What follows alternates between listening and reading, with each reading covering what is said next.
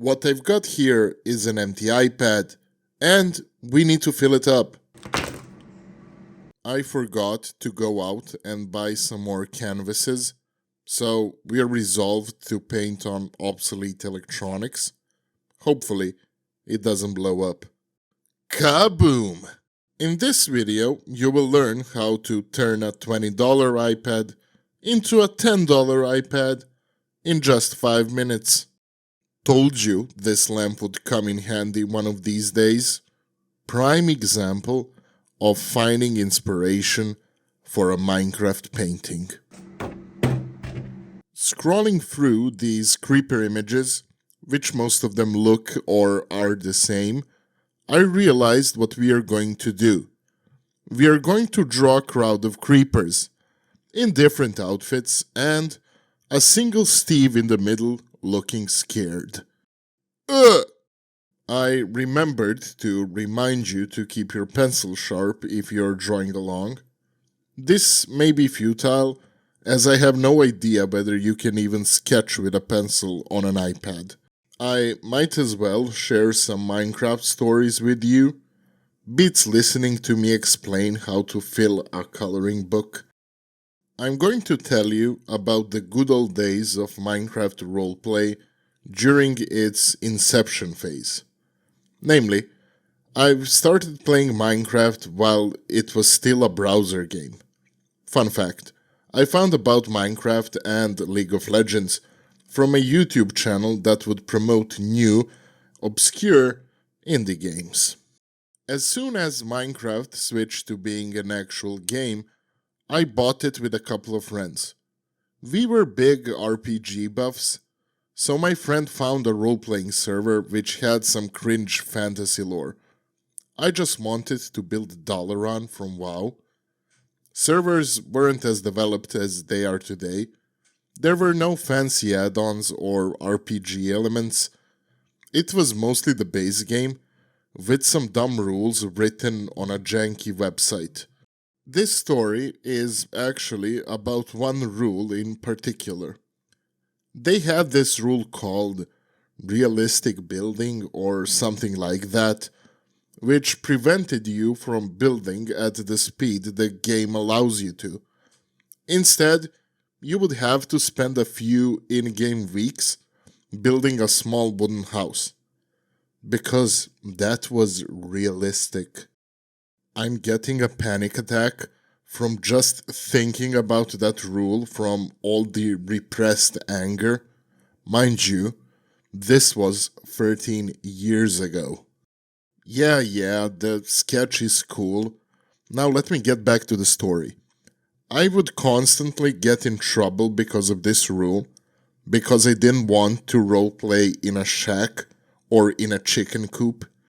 I'm going to just move on to the coloring at this point. This video is really about my childhood traumas anyway. So if you want to watch me explain what I'm drawing, go watch a different video.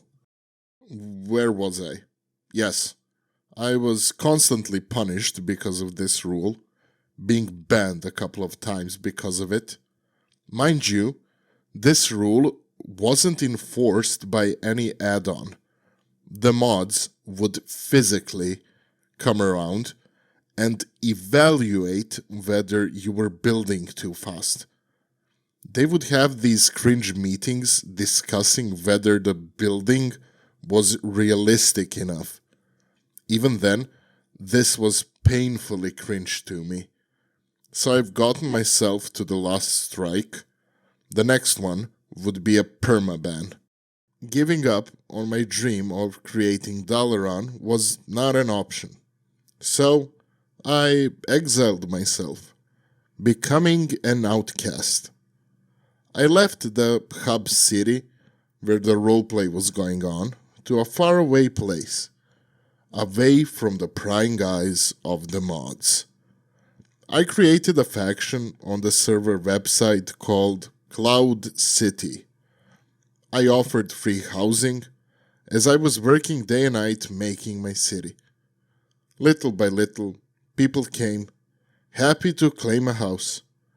Nobody was allowed to build in my city, except for me, but all of them claimed to be helping me when the mods came to enforce the building rule. Cloud City was growing, becoming a place for outcasts. There was even a village beneath the flying city, built by players other than myself. We were mining so much, we were breaking the mining rule. Of course there was a mining rule. What did you think? We went many X times above the allowed quota. In those days, Minecraft had a problem loading chunks. They would appear as huge empty squares ranging from the surface to the bedrock. We would disguise our mines as chunk errors, basically mining in huge squares straight down. Eventually, we would become so big we couldn't go unnoticed.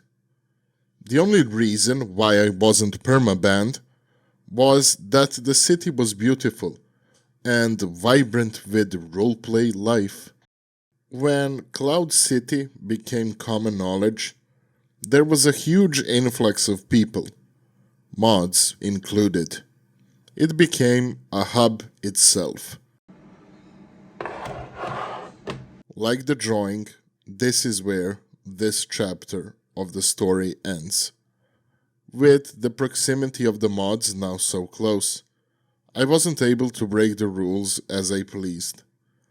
I would once again become an outcast, leaving everything I have created behind. But this is a story for another time. If you liked these kinds of stories, or want me to draw something, comment below. My name has been Epic Art, and thank you for watching this video.